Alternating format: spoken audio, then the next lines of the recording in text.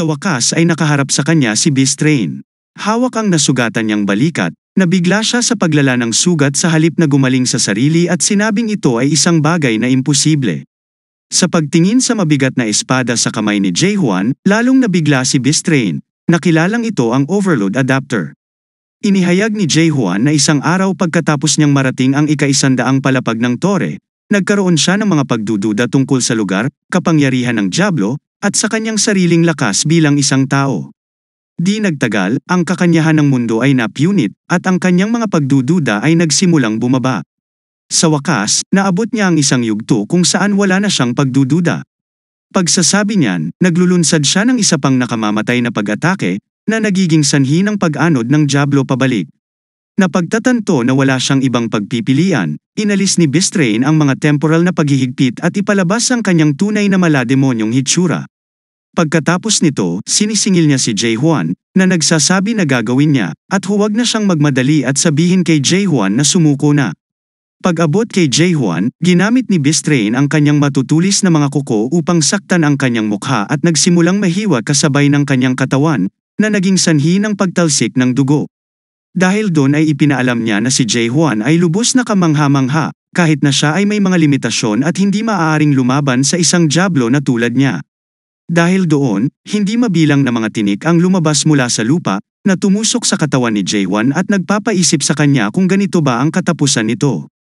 Habang tumutulo ang dugo sa kanyang mga kamay, mahigpit niyang hinawakan ang Ice Dragon Sword habang ang oras ng tutorial ay umaabot sa huling countdown nito. Samantala, si Beast Train ay naglalakad patungo sa kanya, na nagsasabi na kailangan niyang lumahok sa pangunahing laro kahit na ano. Gayunpaman, sa sandaling makarating siya ng malapit kay Jae-hwan, natapos ang countdown, at isang maliwanag na ilaw ang lumabas mula sa espada na nagpatambe kay Beast Train sa kanyang mga paa. Sa pagtayo, naalala ni Jae-hwan ang pagpatay sa mga kakilakilabot na halimaw sa ibabang palapag at kasuhan si Beast Train, desidido sa paghunting sa kanya.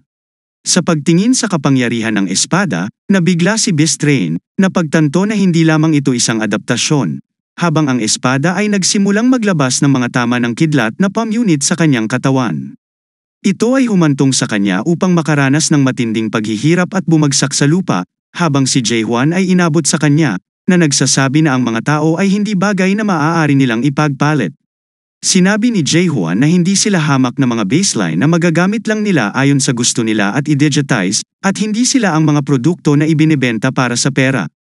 Inilapit ang kanyang espada sa mata ni Beast Train, si Jae-hwan nagsasaad na hindi na siya susunod sa senaryo na pinaplano nila. Sa halip, sinabi niya ang kanyang intensyon upang sirain ang lugar, umakyat sa susunod na palapag, patuloy na umakyat, at sirain ang buong mundong ito na ginawa ng mga demonyong tulad nila.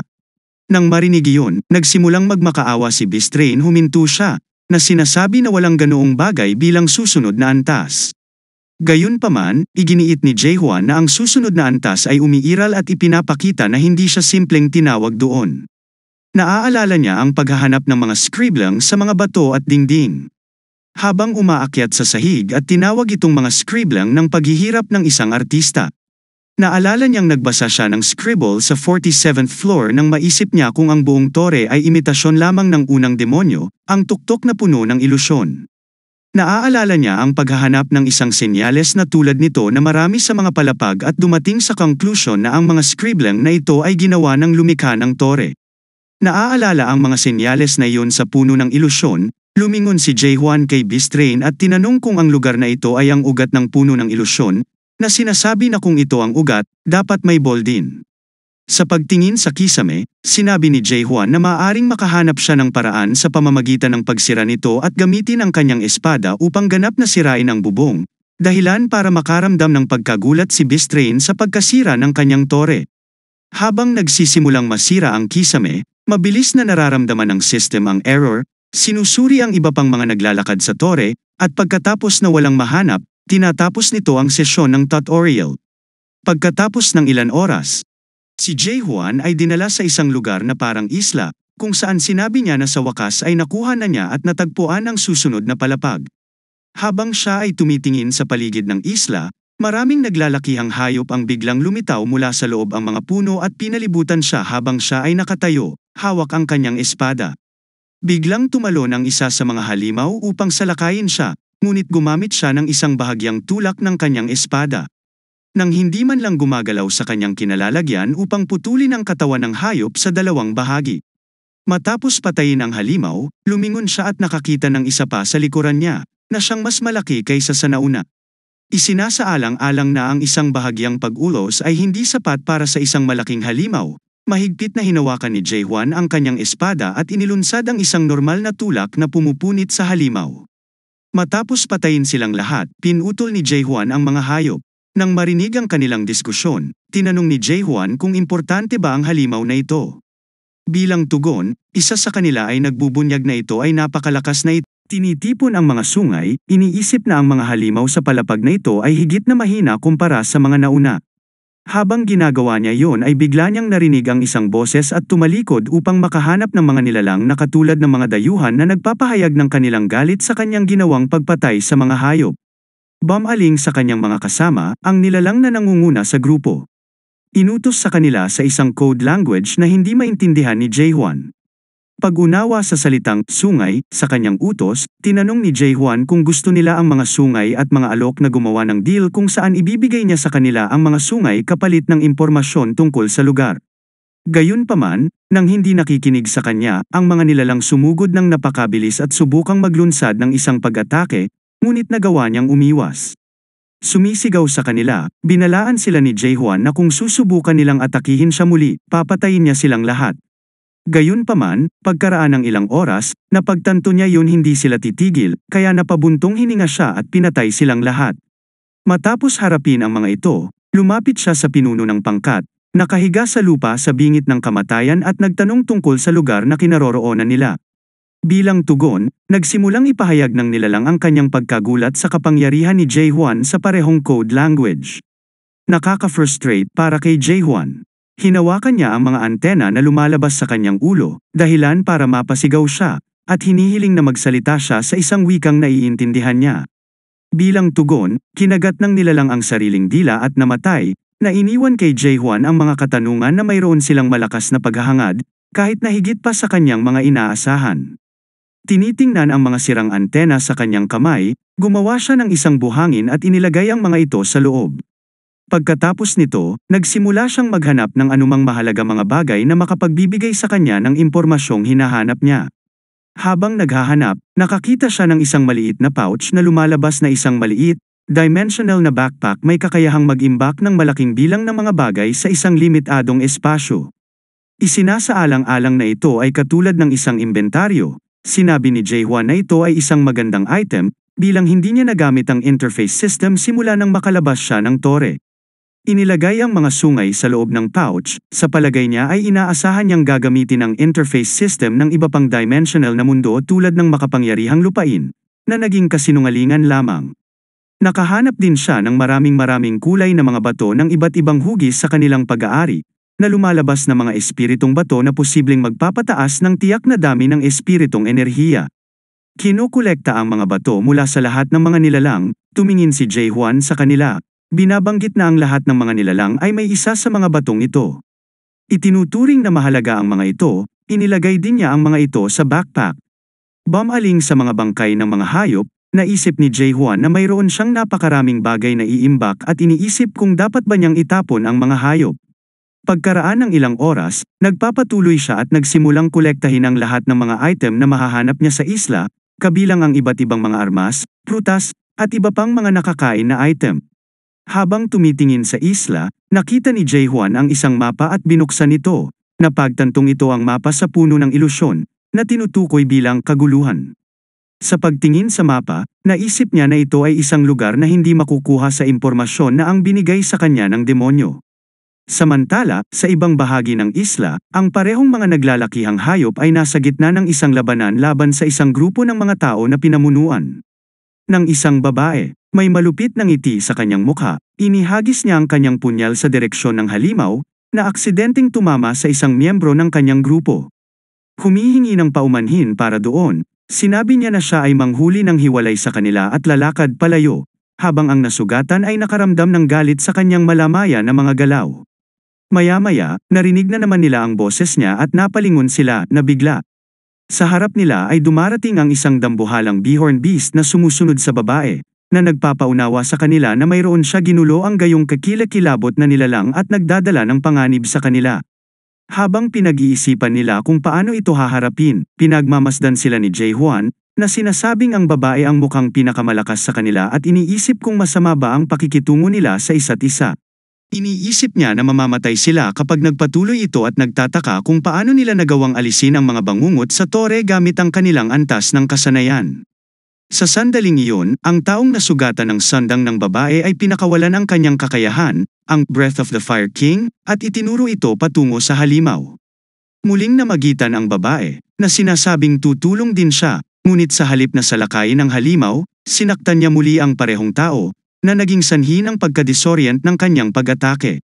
Natatawa sa kanyang pagkakamali, muli siyang humingi ng paumanhin, habang ang tao ay nagpapahayag ng kanyang galit sa kanyang mga malambing na galaw, na tinatawag siyang bastos dahil sa hindi pagkilala sa kanyang tulong. Samantala, ang lumapit ang halimaw sa kanya at ibinuka ang bibig nito para salakayin ang tao nang hindi niya napapansin. Gayunpaman, bago umatake ang halimaw, tumalon si Jae-hwan mula sa kinatatayuan niya at gumamit ng bahagyang pag-ulos upang tumagos ang kanyang espada sa ulo ng hayop. Nagdudulot ito ng dugo na tumalsik sa ulo ng halimaw at mantsa sa mukha ng tao. Habang sinusubukan nilang tumingin sa pagitan ng mga ulap ng alikabok na nabubuo dahil sa pagbagsak ng halimaw, sila makahanap ng isang mabigat na tibak na tumusok sa ulo ng halimaw. Sa wakas, habang ang alikabok ay nagsisimula ng tumira, si Jae-hwan ay lumitaw mula sa loob, hawak ang espada, na ginawa nilang nalilito sa kanyang pagkakakilanlan. Isinasaalang-alang na patay na ang bihorn, nagsimula silang mag-usap sa isa't isa kung ayos lang bang kunin nila ang bangkay ng hayop. Nang marinig ang kanilang diskusyon, tinanong ni Jae-hwan kung importante ba ang halimaw na ito. Bilang tugon, isa sa kanila ay nagbubunyag na ito ay napakalakas na ito ay nangangailangan ng higit sa 10 mga tao upang talunin ito, na nagpapaunawa sa kanya na ang mas maraming sungay ay mayroon ang isang halimaw, mas malakas ito. Noon lang, ang babae, na nagmamasid ilang sandali pa ay lumapit si Jae-hwan sa kanya at tinanong kung sino siya. Remarking na walang adapter sa rehiyon ng Chaos na kayang pumatay ng bihorn sa isang simpleng tulak, tinanong niya kung saan siya ay nanggaling. Nang marinig iyon, lumingon si Jae-hwan sa kanya at tinanong kung ano ang Chaos, na ikinagulat niya sa hindi niya alam tungkol doon. Nagsimulang maglakad palayo si Jae-hwan kasama ang grupo, sinabi sa kanila na hindi siya kabilang sa lugar na ito ngunit dumaan lang, at hindi niya alam ang alinman sa mga wikang ginagamit dito. Rehiyon. Nang marinig iyon, nagulat ang pinuno ng grupo, na sinabing kakaiba para sa isang hadlang sa wika na umiral sa gayong rehiyon. Maya-maya, tinanong ulit siya kung okay lang ba na kunin nila ang bangkay ng bihorn, at pumayag naman siya. Habang nag-uusap sila, tahimik lang ang babae. Iniisip na kahit na sinasabi ng tao na siya ay isang dumaraan, ang paraan ng pagpatay niya ng bihorn sa isang solong hampas nang hindi gumagamit ng anumang kasanayan ay tila kakaiba. Nahihirapan siyang gamitin ang kanyang mga kapangyarihan upang malaman ang kanyang pagkakakilanlan at dumating sa konklusyon na ang kanyang espiritong kapangyarihan ay katulad ng isang noon adapter. Nagtataka kung sino siya exactly is, she calls out to him, saying that she has a question for him. Sinabi niya na may mas kaunti sa mga adapter sa buong Chaos na maaaring pumatay isang bihorn na may isang tulak, at hinihiling niyang malaman kung sino siya at kung saan siya nanggaling. Bilang tugon, inulit niya ang kanyang sagot sa tanong, nagtatanong kung ano nga ba ang Chaos. Pagkarinig nun, nagpapahayag siya ng pagkadismaya at nagtanong kung hindi niya naiintindihan ang sinasabi niya, at nang uuyam nagtatanong kung ang paghingi ng pagpapakilala ay isang bagay na mahirap unawain. Bilang tugon, sinabi ni Jae-hwan na naiintindihan niya ang kanyang tanong. Gayunpaman, ang tanong kung sino siya ay ibinabalik ang mga alaala ng kanyang pagkabata, mga araw ng kanyang pag-aaral, at ang kanyang buhay na ginugol sa mundo. Iniisip niya na ang lahat ng mga alaalang iyon ay naging walang kabuluhan pagkatapos niyang makapasok sa tore at makakuha ng mga bagong kasama at alaala bilang kapalit. Gayunpaman, nang matapos ang tutorial na iyon, lahat ng iyon ay naglaho na parang isang mirage. Naniniwala si Jae-hwan na kahit na ang lahat ng kanyang mga kasama ay maaaring nasa isang lugar sa Earth, sila ay magiging mga estranghero sa kanya dahil kulang ang mga alaalang natanggap niya bilang gantimpala. Matapos pag-isipan ang lahat, lumingon si Jae-hwan sa babae at sinabing hindi niya naaalala anumang bagay. Bilang tugon, sinimulan siyang sigawan ng babae, na nagsasabi na hindi siya naniniwala sa kanya sa pag-claim sa pagkakaroon ng amnesia. Gayunpaman, nilinaw ni Jae-hwan na hindi siya kailanman nag-claim na may amnesia, ngunit iginiit ng babae na hindi ito mahalaga at tinanong kung siya ang mighty ng abyss, iniwan siyang nalilito kung ano yon. Nakaramdam ng inis sa kanyang hindi mabilang na mga tanong, sinabi niya sa kanya na ihinto ang pagsasabi na mayroon siyang kung ano gusto niyang malaman at ipasok ang kamay sa backpack. Maya-maya, hinugot niya ang Ice Dragon Espada at ipinakita ito sa kanya, na ikinagulat niya nang mapagtanto niyang mayroon siyang isang espiritong sandata. Ito ay humantong sa kanya upang maunawaan na hindi niya natalo ang halimaw dahil lamang sa kanyang lakas, ngunit dahil mayroon siyang makapangyarihang sandata. Noon lang, ang iba pang miyembro ng grupo lumingon din sa kanya, nagulat sa katotohanang nagtataglay siya ng isang espiritong sandata. Habang ibinalik niya ito sa loob ng backpack, samantala, nakaramdam ang galit sa kanyang grupo dahil sa isinasapanganib ang kanyang misyon, iniisip ng babae na kaya niyang tapusin ito nang wala sila. Biglang may naisip siyang ideya, at lumingon siya kay Jae-hwan, nag-aalok sa kanya ng isang panukala at nagtatanong kung gusto niya itong marinig. Kasunod nito, binibigyan niya siya ng detalyadong paliwanag kung ano ang kaguluhan, at nagpatuloy sila upang talakayin ang partido. Ipinahayag niya na ang mga taong kasama niya ay isang karumal-dumal na grupo na kabilang sa isang angka na pinangalan ng Red Fox, at gusto nilang patayin si Jae-hwan. Sinabi niya na sila ay mga mapanganib na tao na maaaring magtangkang patayin siya, na nagpaparamdam sa kanya ng pagkagulat. Pagkaraan ng ilang oras, ang langit ay nagiging madilim, at ang isa sa mga miyembro ng grupo ay nagmumungkahi na manatili sila doon para sa gabi. Dahil ang paglalakad sa dilim ay maaaring maging sanhi ng pagkasalubong sa mga hayop. Pagkatapos magpasyang manatili sa lugar na iyon, nagsindi sila ng apoy at umupo sa paligid nito para magpahinga. Si Jae-hwan, na nakahiga sa ilalim ng isang puno, tinitingnan ang nagniningning na mga particle sa hangin sa itaas niya at iniisip na ang nayon ay malapit sa kanilang kasalukuyang lokasyon, ayon sa mapa.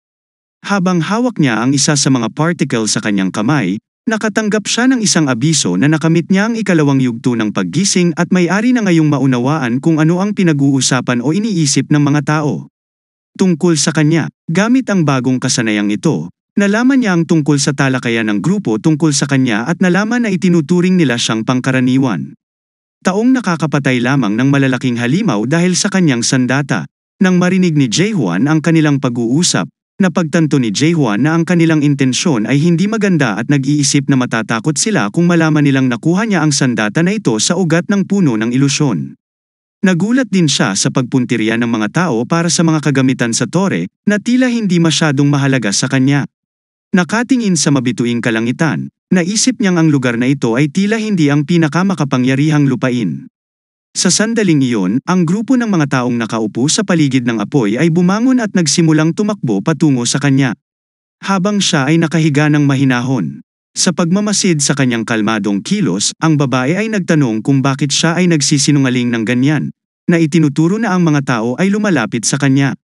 Hinayla siya pataas, iminumungkahi niya na gamitin niya ang espada na lumalamon ng mga bagay upang maalis ang kaaway, ngunit sinabi niya na wala siya nito. Dahil ipinahiram niya ito sa isang taong gustong mag-inspeksyon. Maya-maya lang, inabot siya ng grupo at pinalibutan siya, habang sinasabi ng kanilang pinuno na gagamitin niya ng husto ang espadang yon. Bilang tugon, sinabi ng babae na hindi nila siya maaaring saktan hanggat hindi niya kasama ang sinabing mga miyembro ng kabaligtaran na grupo. Na tinawag silang pumatay ng 2 tao lamang at ipahayag ang kanilang pagnanais na maalis sila at makabalik sa lalong madaling panahon. Bilang tugon, ang babae ay nagtatanong kung talagang gusto nilang makakita ng pagdanak ng dugo at inihanda ang kanyang sarili para sa laban, sa wakas ay isiniwalat ang kanyang tunay na kapangyarihan. Nang ang mga miyembro ng grupo ay sumugod sa kanila, ang babae ay nagmamadaling pasulong, na hinampas silang lahat sa napakabilis na bilis at pinatumba sila sa lupa.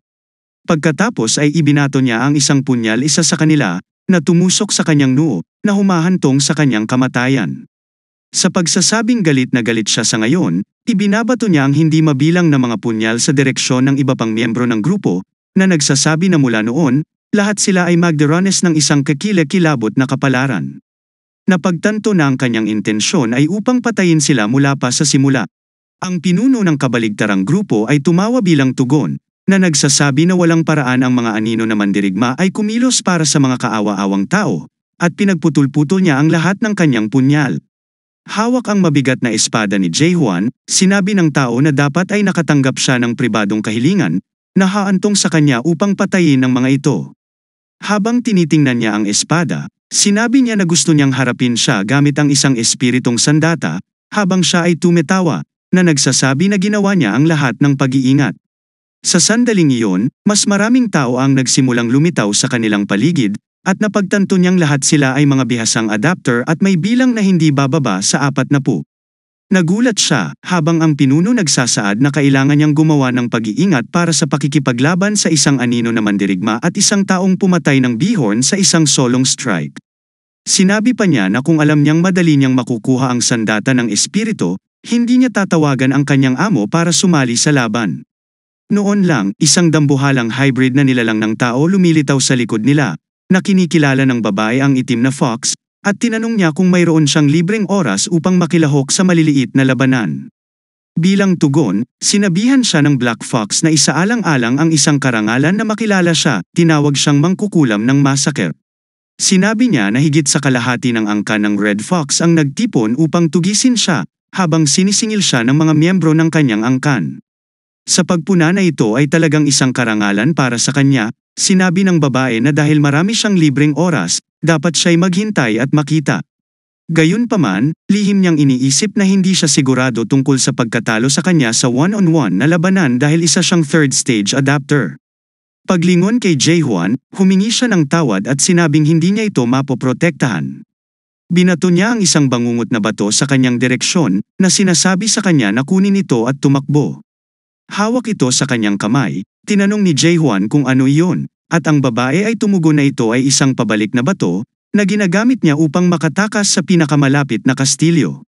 Ipinaliwanag niya na ito lang ang mayroon siya at sinabihan siyang gamitin ito, na ikinalilito niya. Napagtanto niya na ito ay hindi isang bato na maaaring maghatid ng isang tao sa nakaraan.